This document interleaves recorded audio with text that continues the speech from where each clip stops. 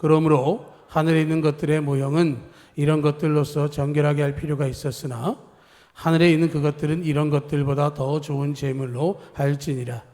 그리스도께서는 참 것의 그림자인 손으로 만든 성소에 들어가지 아니하시고 바로 그 하늘에 들어가사 이제 우리를 위하여 하나님 앞에 나타나시고 대제사장이 해마다 다른 것의 피로써 성소에 들어가는 것 같이 자주 자기를 드리려고 아니하실지니 그리하면 그가 세상을 창조한 때부터 자주 고난을 받았어야 할 것인데 이제 자기를 단번에 제물로 드려 죄를 없이 하시려고 세상 끝에 나타나셨느니라.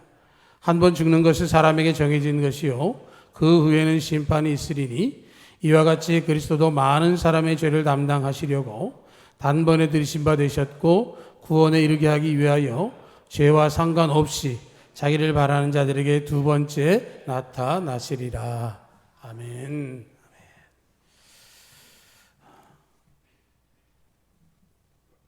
하나만 더 부탁을 드리면 예배 마치고 교제하는 시간이 반드시 있어야 되니까요. 교육관에 가셔서 함께 식사하시고 교제해 주시기 바랍니다. 아셨죠? 예. 많이 준비되어 있는데 안 드시면 남아요. 남으면 아깝습니다. 그러니까 하실 수 있게 바라겠고요.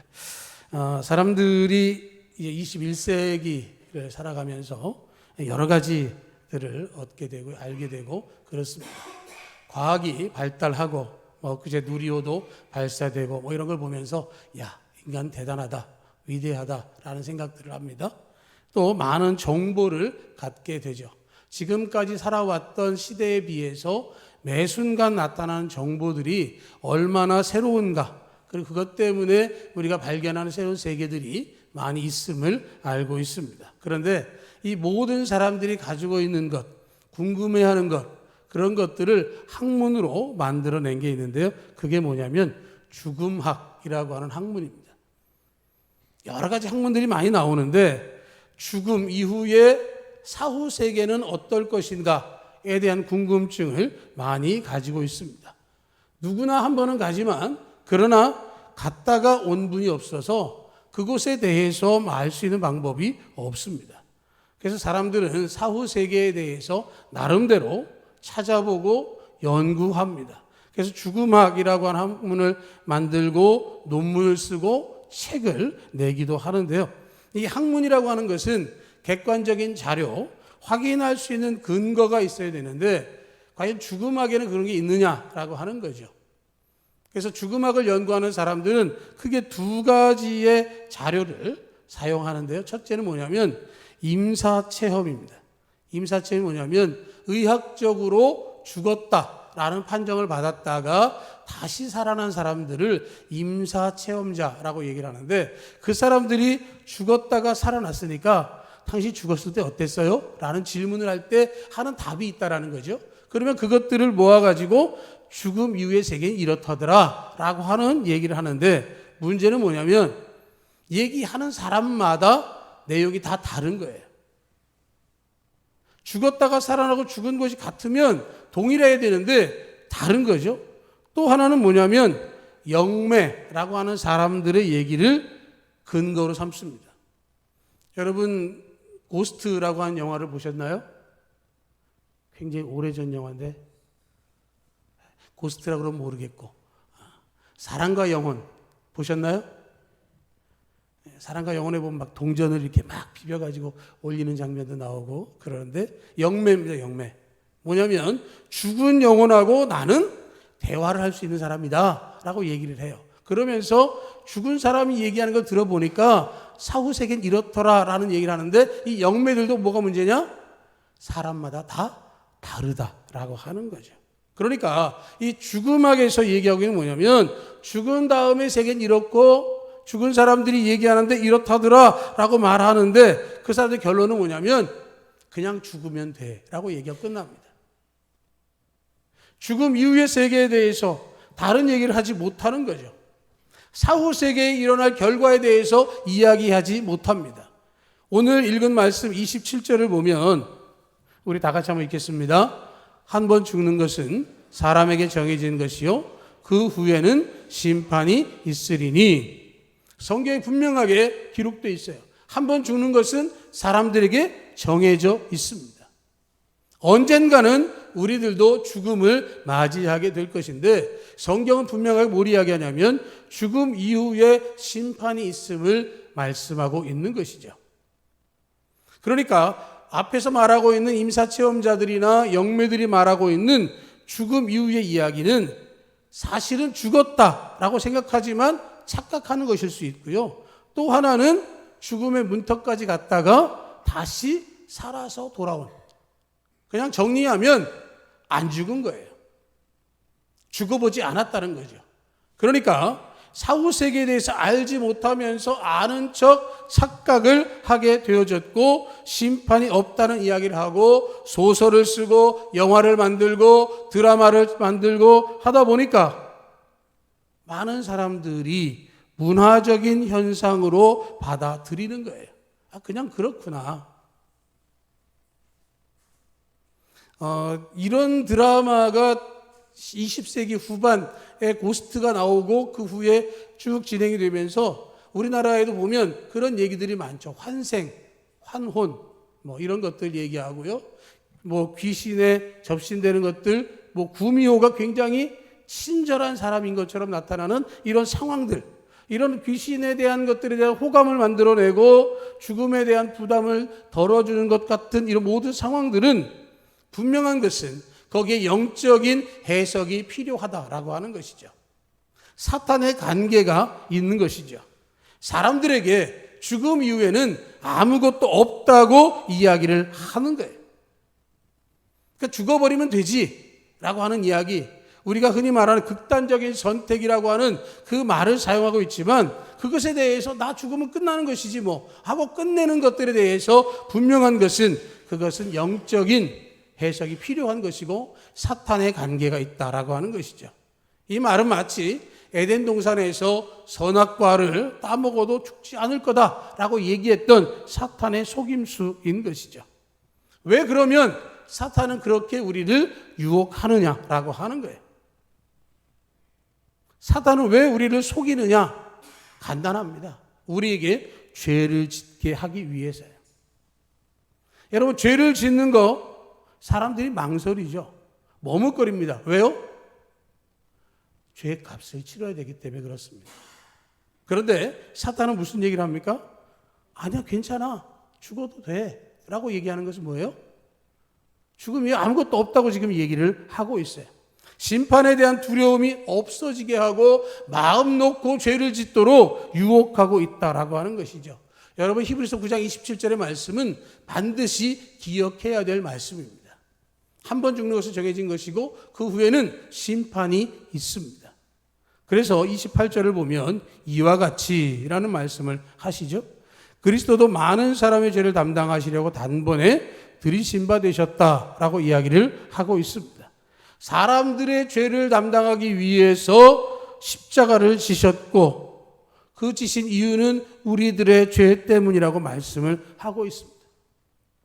죄의 문제를 해결하지 않으면 심판받고 영벌에 들어가기 때문에 그렇습니다. 죄의 사함을 받지 못하면 구원을 받지 못하고 영생을 누리지 못하게 되기 때문에 죄의 문제를 해결하기 위해서 하나님의 아들이신 예수님이 이 땅에 오셔서 십자가에서 대신 죽어 주셨습니다. 예수님이 지셔야만 했던 이 죄가 어떻게 시작되었는지를 보면 창세기 3장에 나옵니다. 아담과 하와가 있었습니다. 에덴 동산에 살고 있었습니다. 하나님께서는 모든 것을 그들이 먹을 수 있게 하셨습니다. 그러나 동산 중앙에 있는 선악을 알게 하는 나무의 열매는 따먹지 말아라 하는 말씀을 하셨습니다. 그런데 이 아담과 하와가 그 선악과를 다 먹었습니다. 그것을 원죄라고 얘기를 합니다.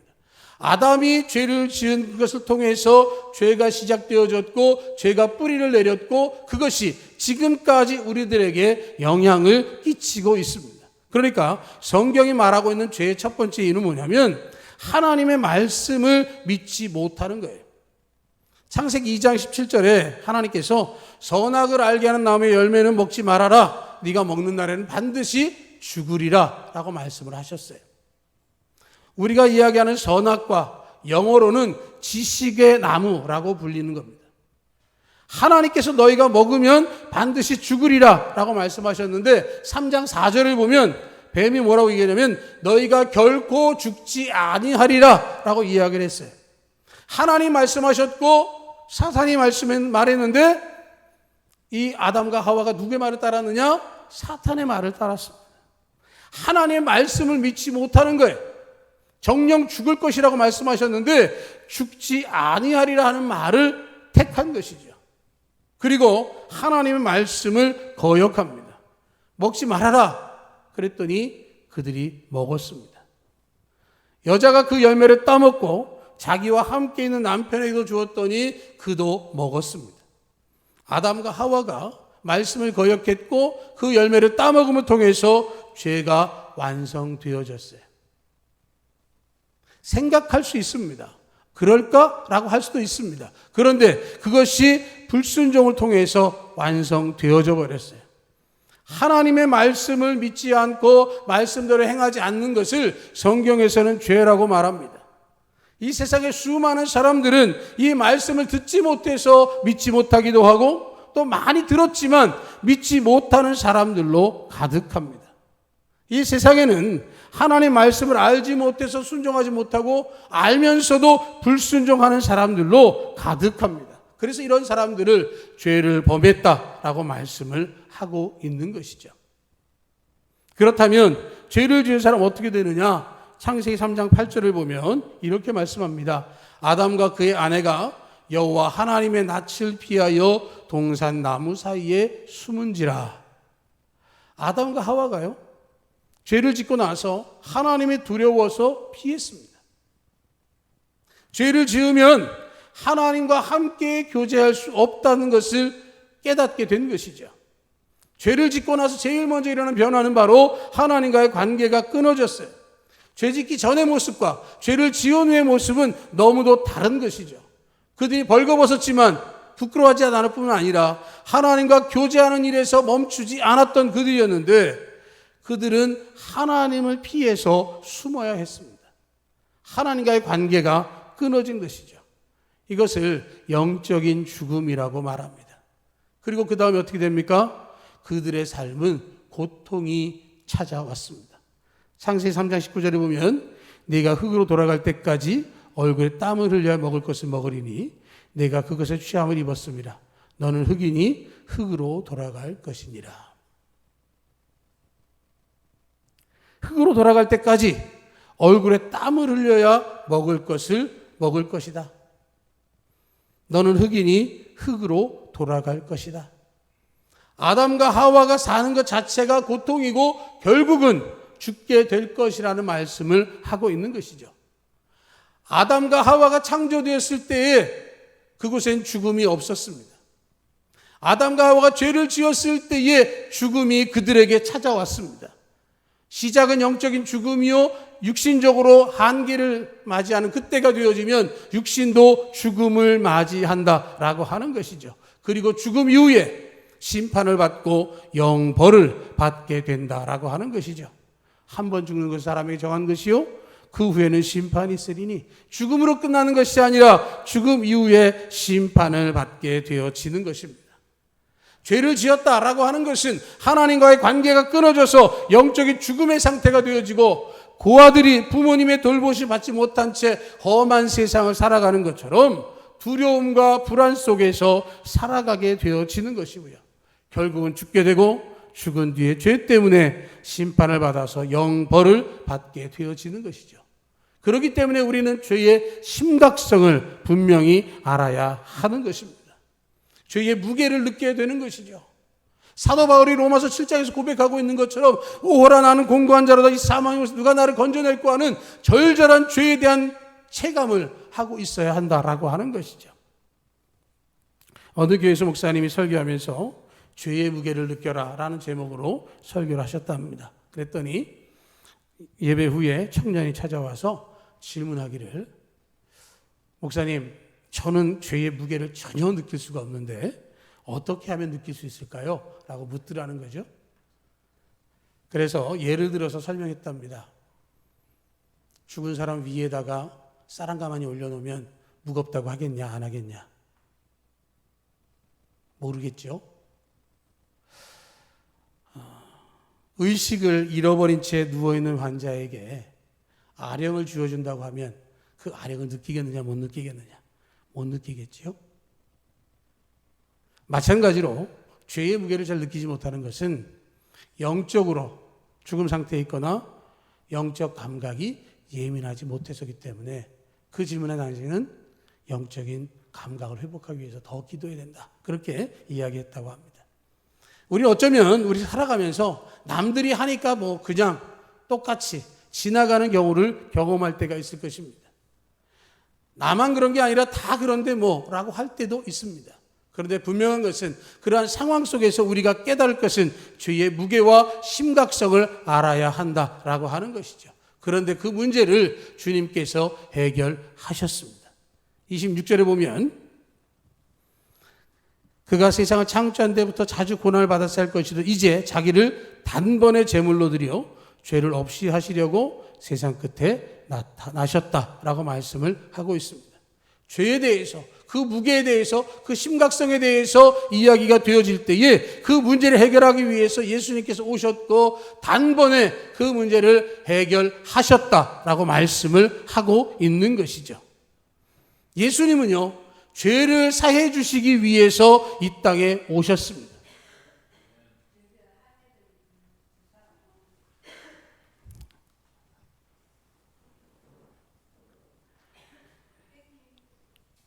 주님께서 오신 목적, 우리의 죄를 사해 주시기 위해서 오셨다고 말씀하고 있습니다. 왜 오셨을까요? 예수님 보고 오세요, 오세요라고 초대한 사람이 아무도 없어요. 오히려 주님께서 이 땅에 오셨을 때에 배척했어요. 죄를 사해 주시지 않으면 안 될 어떤 특별한 이유를 갖고 계신 것도 아니었습니다. 사람들은 하나님의 말씀을 믿지 못했고 그 말씀을 철저하게 어겨서 하나님의 진노를 사고 있을 뿐이었습니다. 그럼에도 불구하고 주님께서 오셨습니다. 왜 오셨는지 우리 개인적으로는 알 수 없지만 그러나 우리를 구원하시기 위한 주님의 은혜로 우리 가운데에 임하셨고 찾아주셨습니다. 이걸 에베소서 2장 8절에 이렇게 이야기합니다. 너희는 그 은혜에 의하여 믿음으로 말미암아 구원을 받았으니 이것은 너희에게서 난 것이 아니요 하나님의 선물이라. 우리 에베소 2장 8절의 말씀도 잘 기억해야 합니다. 은혜로 말미암아 믿음으로 구원을 얻었습니다. 이것은 우리가 한 것이 아니라 하나님께서 우리에게 주신 선물입니다. 내가 죄사함 받은 것, 내가 잘나서가 아닙니다. 내가 능력이 있어서가 아니라 노력이나 자격으로 준 것이 아니라 하나님께서 우리에게 선물로 주신 은혜입니다. 이것을 우리에게 주셨습니다. 여러분, 선물은 어떻게 하면 될까요? 선물은 어떻게 하면 되죠? 받으면 됩니다. 선물은 주는 대로 받는 것이죠. 하나님 우리에게 그 선물을 주기를 원하십니다. 여러분 모두가 그 선물의 주인공들 되시길 축복합니다. 우리는 자격이 있고 능력이 있고 뭔가 갖춰야 될 것처럼 얘기하지만 성경에 보면 그러지 않다는 것을 보여줍니다. 바울은 예수님 믿는 사람들을 잡아 죽이기 위해서 다메섹으로 가다가 부활하신 예수님을 만났습니다. 자기의 목적은 예수님 믿는 사람들을 잡아서 예루살렘으로 압송하고 그들을 죽이기 위한 일이었습니다. 스데반 집사님이 순교하는 현장에도 그 모든 것들을 지휘한 사람이 바울이었습니다. 그런데 예수님께서 바울을 찾아오셨습니다. 그 다메섹으로 가는 그 길에서 정오의 그 강한 빛 가운데에 바울이 누구십니까? 라고 물었을 때에 나는 네가 박해하는 예수다 라고 말씀하셨어요. 만약 이 장면이 여러분들의 장면이라고 한다면 여러분 어떻게 반응하시겠습니까? 예수님 믿는 사람들을 잡기 위해서 가는 그 길에 예수님을 만났습니다. 그런데 그 예수님은 강한 빛 가운데 역사하고 계시고 나보다 능력이 많으신 분으로 보였으면 아마 두려웠을 거예요. 떨렸을 거예요. 내가 지금까지 해왔던 모든 것들에 대한 값을 받겠구나. 벌을 받겠구나. 그런데 예수님께서 뭐라고 말씀하시냐면 네가 다메섹으로 들어가면 이제 너에게 내가 맡겨준 사명을 알려줄 사람을 보내겠다라고 말씀을 하시면서 너를 내가 쓰겠다라고 하세요.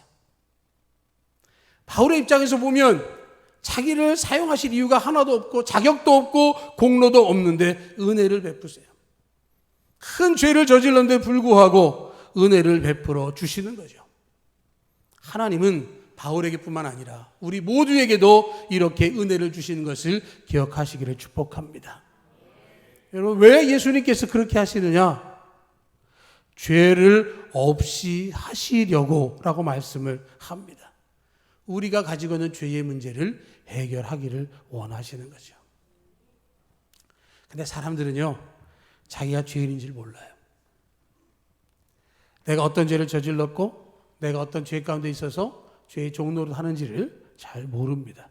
그래서 사람들은 죄인이라 그러면 펄쩍 뛰죠. 당신 죄인이야. 그럼 뭐라 그러죠? 너는 얼마나 깨끗해서. 그죠? 네가 뭐 한다고. 뭐 이러면서 반응을 하는 게 일반적인 사람들이죠. 그런데 우리가 예수님을 인격적으로 만나면 우리가 어떤 존재인지를 알게 됩니다. 누가복음 5장 8절을 보면 시몬 베드로가 이를 보고 예수의 무릎 아래 엎드려 이르되 주여 나를 떠나소서 나는 죄인이로소이다. 그렇게 고백을 합니다. 베드로가요, 자기 배에 예수님을 모셨어요. 그 예수님이 말씀하신 내용을 다 들었습니다. 그 말씀을 듣다 보니까 자기가 누구인지를 알기 시작한 거죠. 자기는 가버나움에서 고기를 잡으면서 열심히 살았습니다. 장모님도 모시고 살았어요. 그 정도면 훌륭한 인격인 사람인 줄 알았죠. 그런데 예수님 말씀을 듣다 보니 자기가 죄인인 걸 알게 된 것이죠. 그러니까 나를 떠나서 나는 죄인입니다 라는 고백을 하게 되어졌고요. 앞에서 말씀드렸던 바울은요, 디모데전서 1장에 보면 내가 죄인 중에 괴수라는 말을 합니다. 자기 자신을 생각해 볼 때 철저하게 죄 가운데 있음을 깨닫게 되어지면 예수님이 얼마나 우리를 사랑하셨고 주신 은혜가 큰지를 알게 되어지는 것이죠. 내가 정말로 주시는 은혜를 누리는 것은 죄 사함으로부터 출발되어지는 것이고, 예수님을 만나서 우리가 죄인이라는 사실을 깨닫고 그걸 고백하게 되어지면 그 일을 통해서 우리가 주님의 은혜를 인정하게 되어지는 것이죠. 그렇게 고백하게 되어지면, 예수님을 나의 주 나의 하나님을 고백하기 시작하면 주님께서 내 죄를 사해 주십니다. 지었던 죄를 사해 주실 뿐만 아니라 나를 짓누르고 있던 죄의 짐을 털어버리는 것뿐만 아니라 죄로부터의 자유를 얻고 참된 기쁨을 얻게 되는 것이죠. 이게 은혜 중에 은혜가 되어지는 것입니다. 죄의 문제가 해결이 되어지면 하나님과의 관계가 달라져요. 하나님과 우리 사이를 막고 있던 담이 무너집니다. 하나님이 두려워서 숨었던 우리가 하나님을 아버지라 부르면서 하나님께 나아가기 시작합니다. 거리낌 없이 하나님과 영적인 교제를 하고 하나님께 나아가면 하나님 계시고 하나님 우리에게 상 주신이시구나 하는 믿음을 가지고 살아가게 되어지는 것이고요. 그렇게 되어지면 우리의 일상생활도 달라지는 것이죠. 죽음에 대한 두려움을 떨쳐버리게 되는 것이죠. 미래에 대한 불안도 떨쳐버릴 수 있습니다. 평안과 기쁨이 우리 가운데 있습니다. 영생이 뭔지를 알고 그것을 이 땅에서 맛보고 살고 천국을 소망하는 것이죠. 죽으면 끝이 아니라 죽음 이후에 우리는 하나님 나라에서 영원한 생명을 누리며 하나님과 함께 참 기쁨과 감사로 살아갈 수 있게 되어진다라고 하는 것입니다. 이러한 은혜가 우리 가운데 있기를 간절히 축복합니다. 여러분, 우리의 신앙은 죄 사함의 은혜로부터 시작됩니다. 예수님이 이 땅에 오신 이유는 우리의 죄를 해결하기 위해서입니다. 예수님이 달리신 십자가를 통해서 우리의 죄값이 단번에 치러졌습니다. 우리의 신앙 고백, 나는 죄인이었지만 예수님 믿고 죄 사함을 받았습니다. 나는 죄인이었지만 예수님 때문에 생명을 얻었습니다. 내가 죄인 아닌 적이 없지만 나를 위해서 죽어주신 그 사랑 때문에 내가 구원을 얻었습니다. 그 감사와 감격으로 믿음을 고백하게 되시기를 축복합니다. 주님의 은혜 가운데 여러분에게 임하신 놀라운 약속의 말씀이 저와 여러분의 말씀뿐만 아니라 우리가 알고 있는 그 모두에게 동일하게 증거되어질 구원의 복음인 줄 알고 구원에 함께 나눌 수 있는 모두가 되기를 주님의 이름으로 축복합니다. 아멘.